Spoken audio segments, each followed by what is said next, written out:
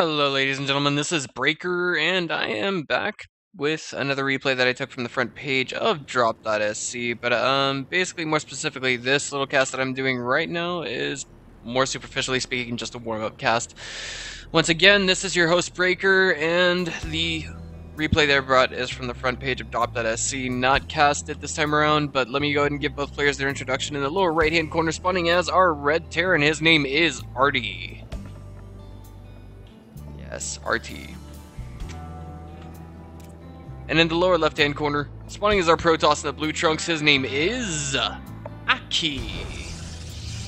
This is gonna be just a little bit confusing, I can tell you guys right now. I mean, come on, the names are almost unintelligible, at least by my microphone and sound card. But the whole reason why I have the present sound card that I do right now is because even though it makes my voice sound a teensy bit staticky, it also gets rid of that background white noise that so many people have with their default motherboard sound. However, I have since resolved to go ahead and just wait until I go to Korea next semester to buy a microphone, a real studio grade microphone. Not that it would be any cheaper over there, it's just that I don't want to go through the trouble of, say, buying the microphone, then buying the stand, and then buying everything else in between, and going through the trouble of making sure everything's hooked up correctly, excuse me, and so on and so forth. As said before, this is a bit of a warm-up cast that I am doing right now. I'm getting ready for the raid call EMS that's going to be taking place in a couple of hours, and the team that I elected to cast, the two teams that I elected to cast were basically, what's the word I'm looking for? Empire TV versus Karante Esports. Now, Empire TV versus Karante Esports, I'm thinking that's going to be one absolutely sick team show or clan war, to be quite honest. I mean, when you think about it, you're talking about players like Vortex, a player who has, you know, he's basically like the Stefano of Spain, if that makes sense. But he hasn't quite gotten the international repute that I think he deserves. He's a really sick Zerg at that. But I mean, overall, just I don't know how to say it. Like Karante, they also have Luciferon. He's a pretty sick Terran as well. I mean, didn't he pioneer the one Thor rush or something like that, or the Thor rush, the proxy Thor medevac rush? Just some food for thought. We have seen very unique play from, you know, I mean, players of these teams, and you know, I mean, I'm trying to think here. Vortex is no exception either. I have to think of him moreover. To be more concrete with an example of the way that we see Luciferon being just absolutely sick with what he does is, I remember seeing one time he had actually, ooh, the Zealot just runs right by the Reaper here. And it looks like the Reaper's gonna kite this Zealot for as long as it can. Anywho, the one thing I remember seeing Vortex doing that really had me quite interested was the very fact that he had placed a hatchery in a position and had two queens. Like, say, let me give you an example. He would put a hatchery right here, and he'd have two queens follow the drone that was making the hatchery. Then he'd cancel it, and then he would put two creep tumors down on the remaining 4 creep squares. And my God, that was pretty interesting move by Arti. You know, he really went through the trouble of killing his Zealot, but of course that kind of puts him ahead. Like, I mean, when you consider the scouting information that was denied from all of that, it actually puts him significantly further ahead. We have the Reaper coming up here, gonna get a jump into the main, and how many workers is he gonna get out of this? I don't think he's gonna get... Oh, is he gonna get a worker kill? No, I'm sorry, he was actually attacking a pylon earlier. Yeah, that poor Arti. Reapers need micro too, they need to be told what to attack, bro. It's alright.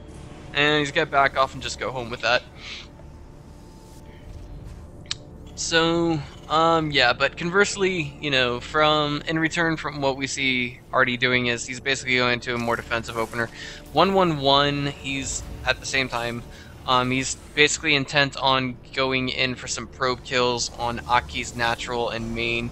And if he does this right, I have a feeling that he can come out ahead in this. It's just that everybody's kind of figured out, like, how the Widow Mines basically work in the 1-1-1 build and how to basically defend against it. But at the same time, we still have players that are kind of weak in the department of mechanics in dealing with that, reflexes, like what they should be doing, static defenses, and so on and so forth.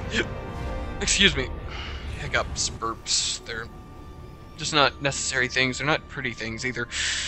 Interesting position for Arti to really put a bunker. I was thinking, why not here? I don't understand. Maybe it just leaves me completely oblivious.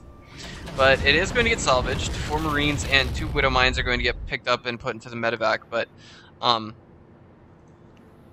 guess while it's flying over these little cliffs, and we can wonder what Akhee is going to do to pick up on it, if anything.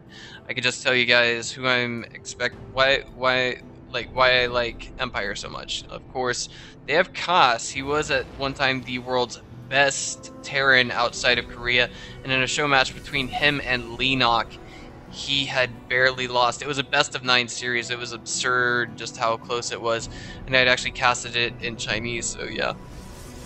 Oh, the Stalker and the Observer coming down here, and they see the medevac. Yes, they do.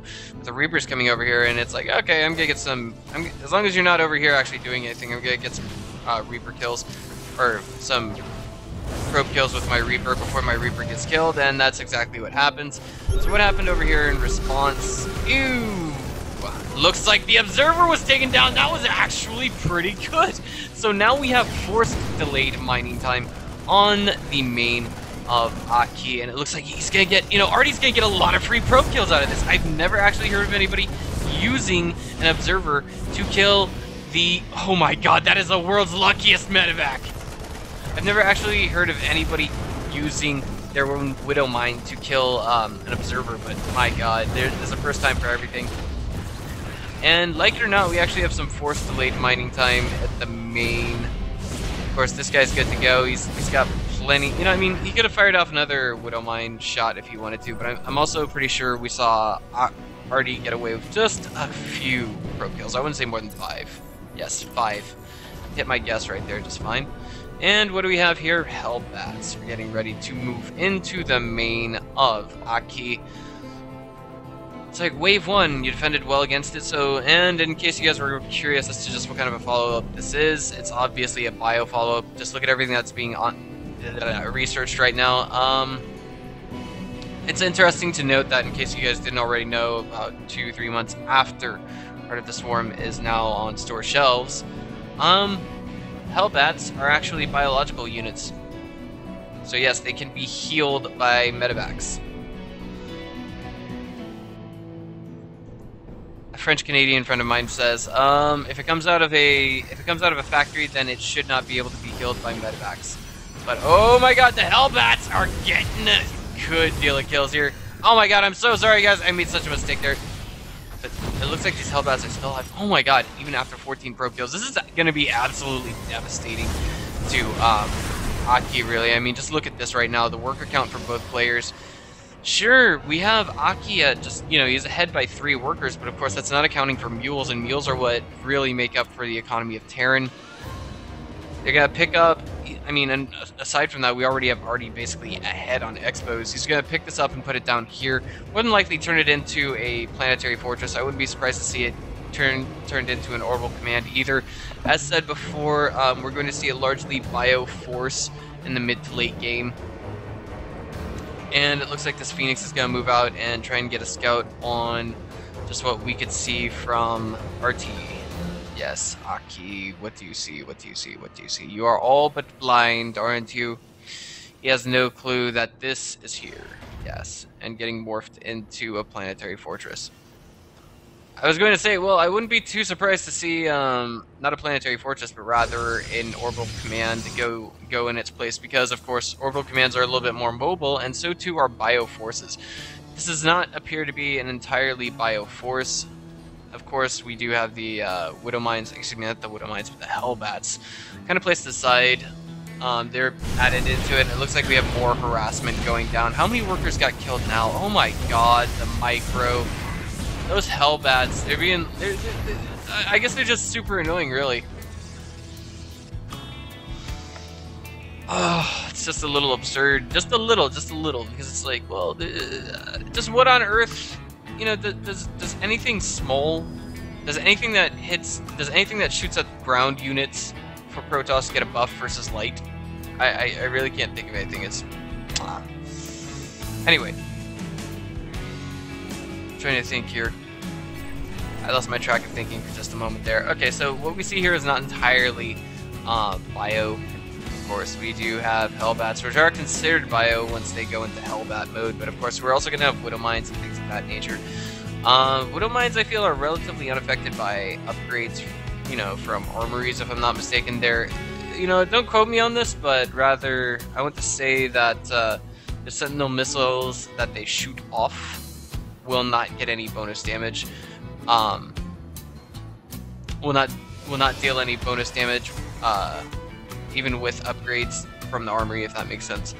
And now we have Vikings being thrown into the mix. I think this is possibly just to gain control of the skies a little bit. He's thinking, okay, well now is typically that timing when we'd see Protoss go for Colossus, and that line of thinking is not flawed. The problem is we need a lot more anti-air from our Protoss here for him to actually be able to, you know, adequately deal with what we see from Akhee. There's only 3 Vikings here. I could have sworn I saw a 4th one a minute ago, and here we go. Looks like we see that Arti is actually willing to dodge what his opponent has for the time being. He's gonna need force fields. He's not throwing down the force fields. Time warp getting used instead. The Stalkers are just way too far back to actually do anything to deal with the Vikings that are shooting at the Colossi. And now I think we see, you know, basically Akhee is on super borrowed time. The Observer did just get sniped, and this looks to be one of the penultimate engagements in the game. One Colossus just left with 1 volley from the Vikings, and there it is. Everything just closes in on it. Blinking back in vain. Akhee has been defeated. He had basically left the game at that given moment. I'm wondering, you know, I think he was pretty sure he knew he was going to lose there, and even if he had pulled probes there, it wouldn't have helped too much because, of course, Hellbats are just a, you know, just 3-4 of them can make a great wall of probe meat shredders, if you will, or probe scrap shredders. Anyway, if you guys liked what you saw, go ahead and click on the subscribe button. I work with ESL, NSL, ASL, all of the, like, I guess you could say all the big online leagues, if you will, and I'll just see you guys next time. How about that?